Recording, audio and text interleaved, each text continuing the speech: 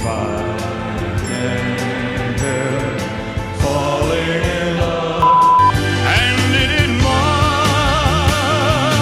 way. We're trapped in a world that's troubled with pain. So slowly, and time can do. Everyone knew Elvis Presley as the king, the voice, the swagger, the hip-shaking legend. I sure would be delighted with your company. Come on and do the jam and rock with me. But behind the glimmer of Graceland and the million-dollar smile was a love story that began with a secret and ended in heartbreak. She was just 14. He was already a global icon. Their first meeting wasn't a Hollywood fantasy. It was a military base in West Germany. And what started as a whispered friendship soon turned into an obsession neither of them could escape. Elvis sang for her that night, just her, the piano, his grandmother, and a teenage girl who wouldn't get home until 2 in the morning. That night, something started, but as their bond deepened, so did the shadows, pills, affairs, sleepless nights, and a growing emptiness that neither could outrun. Priscilla said later, "He was the love of my life." But then why did she leave? Why did the man who had everything lose the only woman who saw him before the world did? And what really happened behind the closed doors of Graceland? Because what the world saw, the wedding, the baby, the mansion, was just the surface. And now we're going underneath it all. If you crave the real stories behind the legends, stories the tabloids never told, subscribe to RetroWaves. Like this video and join us as we reveal the truths behind music's biggest myths. Elvis Presley and Priscilla Beaulieu's love story should have been untouchable, a rock and roll fairy tale. But from the very beginning, the cracks were already there, hidden behind charm and charisma. It was 1959, and Elvis was stationed in West Germany during his military service. He'd just broken into global superstardom. Girls fainted when he sang, parents worried when he danced, but in Germany, he was just another soldier until he met her. Priscilla Beaulieu had just turned 14. Her father, stationed at the same base, had moved the family overseas. She didn't expect to meet anyone, let alone Elvis Presley. They were introduced by a mutual friend on base. Priscilla was nervous. She thought he wouldn't even notice her. But he did. That night, Elvis serenaded her at the piano. He made her laugh. He introduced her to his grandmother. When she finally returned home, her parents were furious. She was already falling for him. And he? He called her again just days later. What no one realized, especially Priscilla, was that she wasn't the only woman in Elvis's life at the time. Biographer Peter Guralnick confirms that Elvis was already involved with a 19-year-old German woman, Elizabeth Stefaniak. She was living with him, sharing his bed, sleeping beside him almost every night. And yet, he pursued Priscilla anyway. Was it innocent? Was it infatuation? Or was Elvis already building something he couldn't control? The answer wouldn't come for years. Because while Priscilla imagined she was stepping into a love story, she was walking into a storm. Their romance unfolded slowly, then all at once. Despite her age, Priscilla became a fixture in Elvis's life during his time in Germany. But even as he grew closer to her, he kept Elizabeth Stefaniak nearby. According to Stefaniak, Elvis never had full intercourse with her. He was fearful of pregnancy. But they did everything else, every night, until he started spending more and more time with Priscilla. The jealousy between the two women simmered beneath the surface. Stefaniak later admitted that she felt left dangling on a string, watching Elvis devote himself to a girl 5 years younger. By the time Elvis returned to the U.S. in 1960, he had promised Priscilla they'd stay in touch. And he kept his promise. Letters turned into phone calls, and those turned into visits. By 1962, Priscilla was 17, and she convinced her parents to let her visit Elvis in Los Angeles. What happened next raised new questions. Because while Priscilla had always been portrayed as a wide-eyed teen swept into fame, That trip would leave her groggy, confused, and under the influence. According to Guralnick's biography, Careless Love, during that Christmas visit, Elvis gave Priscilla 2 large red pills to help her relax. She ended up sleeping for 2 days, and it wasn't the first time.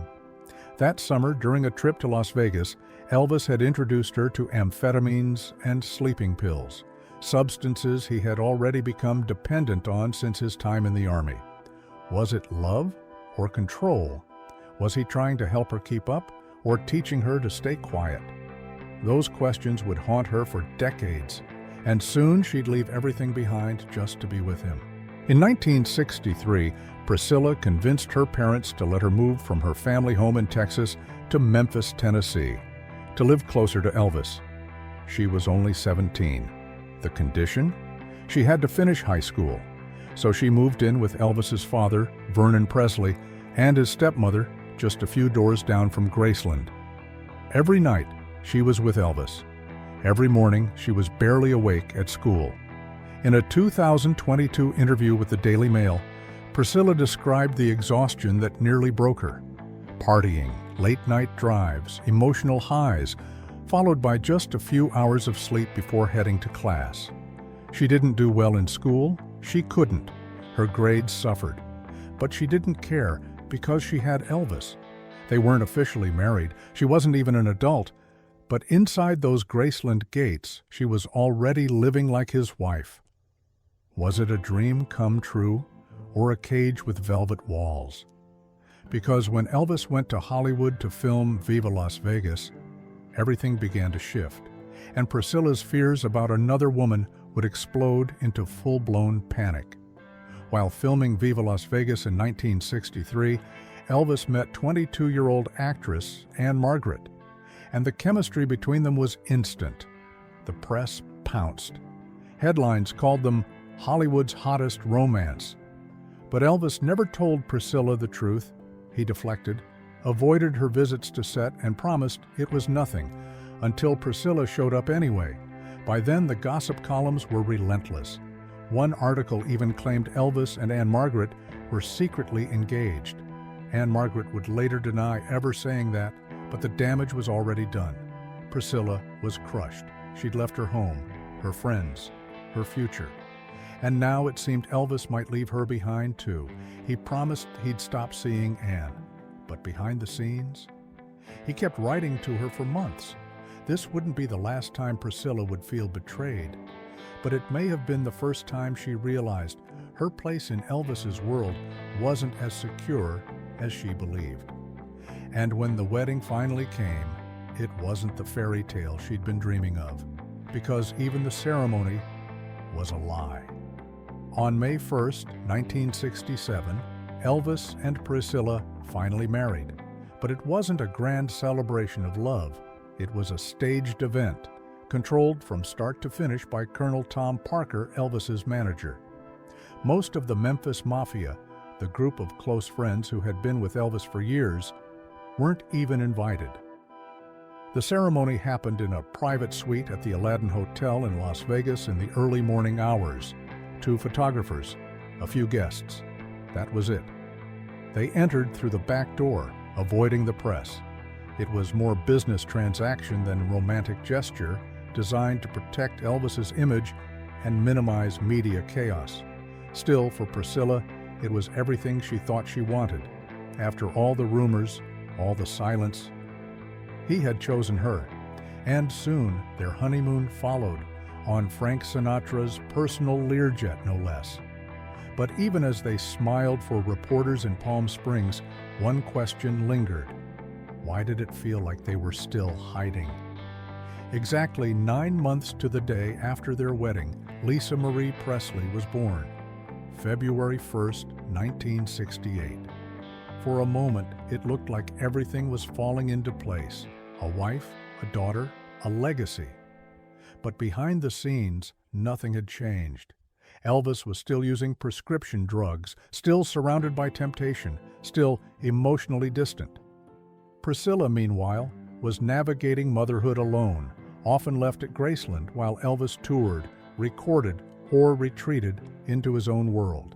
Lisa Marie would later recall having only scattered memories of her father. Elvis died when she was just 9. She struggled with addiction as a teen, like her father. She pursued music, like her father.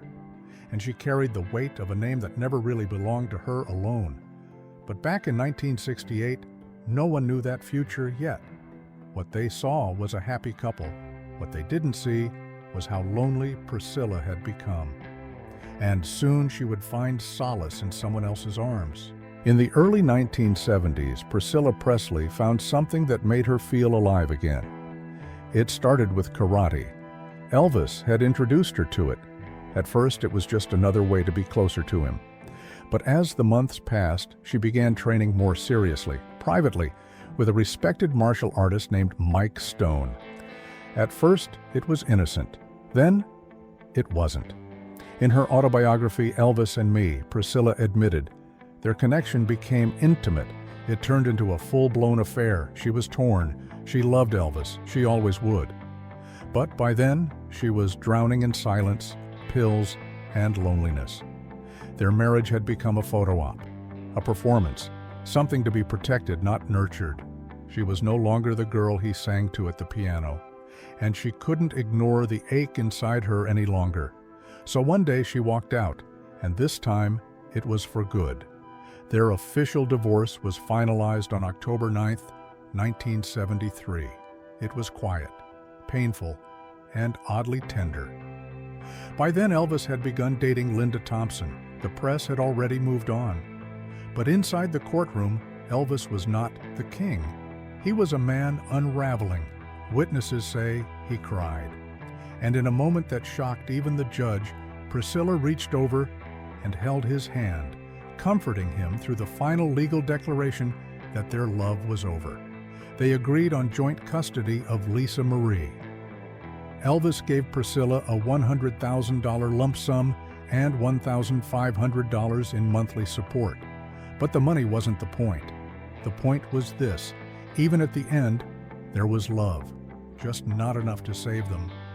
In interviews, Priscilla would later say, "He was the love of my life." But then she'd pause and say she had to find out what life was like outside his world. And that's what he never could do. In the years after their divorce, Elvis and Priscilla rarely saw each other, but they talked, quietly, privately, on the phone. There were no cameras, no press releases, just memories and guilt. According to verified accounts from Priscilla and close friends, Elvis struggled deeply with the loss, not just of a wife, but of the one person who had known him before the myth swallowed him whole. He once told her, "I don't know if I was ever really cut out for marriage." And Priscilla agreed. Not because he didn't love her, but because Elvis Presley belonged to the world before he ever belonged to anyone else. Their last conversations were warm, gentle, but filled with unspoken words. In one of those final calls, Elvis asked if she was happy, if she had peace. Priscilla told him she did. But later, in interviews, she admitted part of her was always still with him. When Elvis died in 1977, she was devastated, and yet not surprised. The years of emotional turmoil, the dependence on prescription drugs, the insomnia, the heartbreak, it was all leading here. She brought Lisa Marie to Graceland for the funeral. And as the world mourned a king, she mourned the man, not the stage icon, but the boy with the crooked smile who once sang her lullabies at 2 a.m., the boy who couldn't sleep without pills, the man who could make millions feel loved, but often couldn't feel it himself. And she never told anyone exactly what he said in their final call. Some things she believed should stay between the two of them. So what was their story? A cautionary tale? A tragedy? A dream that crumbled under its own weight? Maybe all of the above. But maybe it was simply the story of two people who loved each other as best they could, inside a machine that didn't let them breathe. Priscilla Presley was never just a footnote in Elvis's biography. She was a chapter he returned to again and again, even after it ended. She helped preserve his legacy. She helped raise his daughter. And she never spoke with bitterness, even after all the affairs, even after the pills, even after being left alone for weeks while he chased ghosts in Las Vegas and on tour. She still said, "He was the love of my life." And maybe that's the hardest kind of love, the one that wasn't meant to last, but never really leaves you. Their marriage began in secrecy, flared into spectacle, and ended in silence. But through it all, the truth stayed hidden behind the velvet curtains of Graceland. Because behind every legend is a story no one wants to tell, until now. If this story moved you, share it. Comment below. Was Elvis ever meant for marriage, or was fame always going to take him first? Subscribe to RetroWaves for more untold legends, real heartbreaks, and music's most unforgettable moments. And next time, we'll reveal the final promise Barry Gibb made to his brother Robin, just moments before everything changed. You won't want to miss it.